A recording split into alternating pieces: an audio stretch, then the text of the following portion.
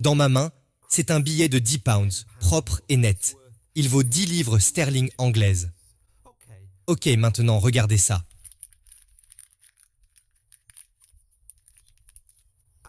Je l'ai froissé en boule. Mais ce que je vais faire ensuite va vraiment vous dégoûter.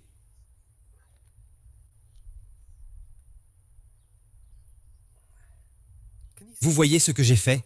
Je l'ai rendu glauque, je l'ai rendu sale, je l'ai rendu dégoûtant. Au début, quand il était propre et net, la valeur de ce billet était de 10 livres. Maintenant, il est froissé, il est sale, il est dégoûtant. Quelle est la valeur de ce billet? Il vaut toujours 10 livres sterling. Cher et précieux chrétien, vous pouvez penser que vous êtes froissé, vous pouvez penser que vous êtes sale, vous pouvez penser que vous êtes dégoûtant, mais vous n'avez pas perdu votre valeur aux yeux de Dieu. Pourquoi? Parce que tu es lavé dans le sang précieux de son Fils, le Seigneur Jésus-Christ. Mais je sais ce que vous pensez. Vous vous dites, Joe, tu ne te rends pas compte du nombre de fois où j'ai commis un péché sexuel. J'ai vraiment fait un gâchis.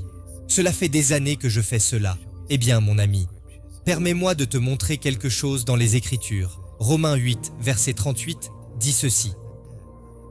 Car j'ai l'assurance que ni la mort, ni la vie, ni les anges, ni les dominations, ni les choses présentes, ni les choses à venir, ni les puissances, ni la hauteur, ni la profondeur, ni aucune autre créature ne pourra nous séparer de l'amour de Dieu, manifesté en Jésus-Christ notre Seigneur. Vous avez bien compris? Il est dit, ni aucune autre créature. En d'autres termes, vous et moi, nous avons été créés. Et nous ne pouvons pas nous séparer de l'amour de Dieu. Il restera fidèle, même si nous sommes infidèles. Il nous aime plus profondément que nous ne pourrions jamais l'imaginer. Et vous devez le savoir, chers chrétiens, c'est tellement plus profond que vous et moi. Il s'agit de Dieu et de ses attributs, de miséricorde, de grâce et d'amour. J'espère que vous ne me comprenez pas mal. Nous devons être impitoyables avec le péché. Puis-je vous poser une question personnelle? Êtes-vous un porc ou une brebis? Qu'entends-tu par là, Joe? Bien. Laissez-moi vous poser la question d'une autre manière. Imaginez qu'il y ait une grande flaque d'eau boueuse devant vous. Vous voyez, la brebis pourrait être un peu curieuse. Elle pourrait s'approcher du bord et tomber accidentellement dans la flaque boueuse. Dès qu'elle tombe, elle sort de la boue. Elle s'enfuit. Elle se précipite et s'éloigne le plus possible de cette flaque sale et boueuse. C'est une honte. C'est une brebis. Mais le porc, lui, quand il voit la flaque de boue, ses yeux s'illuminent. Il se dirige tout droit vers la boue. Il adore la boue. Il aime se vautrer dans la boue. Il s'y installe et, selon son libre arbitre, il décide d'y rester. Il n'a pas l'intention d'en sortir. Il est là. C'est sa maison. Sa nature est d'être sale, parce qu'il est un porc. Permettez-moi donc de vous poser à nouveau la question. Êtes-vous un porc ou une brebis? Avez-vous honte lorsque vous tombez dans le péché? Essayez-vous de vous tenir loin du péché, aussi loin que possible? Lorsque vous tombez, vous vous sentez en colère, vous vous sentez frustré. Vous savez que vous n'êtes pas à votre place. Vous savez que ce n'est pas bien. Si c'est votre cas, vous êtes une brebis et vous devez continuer à vous battre. Et je pense que le fait que vous regardiez cette vidéo aujourd'hui est une preuve très forte qu'une bataille est en cours, que vous ne vous contentez pas de la fange et que vous voulez vaincre le péché sexuel pour toujours. Mais je suppose que vous regardez cette vidéo parce que vous avez récemment commis un péché. Et vous vous dites, que dois-je faire maintenant, Joe? Vous souvenez-vous, quand Jésus a voulu laver les pieds de ses disciples, il s'est approché de Pierre et Pierre a dit, « Tu ne me laveras pas les pieds. Toute autre personne peut me laver les pieds, mais pas toi. Il n'est pas question que je te laisse, Seigneur, me laver les pieds. » Qu'est-ce que Jésus lui a dit?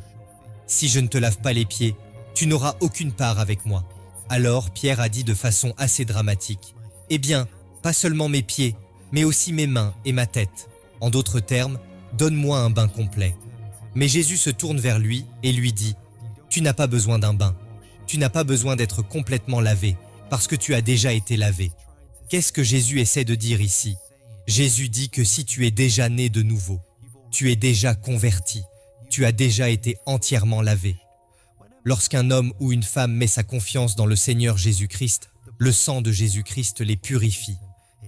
Il les lave, il les sauve de leurs péchés. Mais de temps en temps, probablement un peu plus souvent que de temps en temps, alors que nous marchons dans ce monde, nous nous souillons.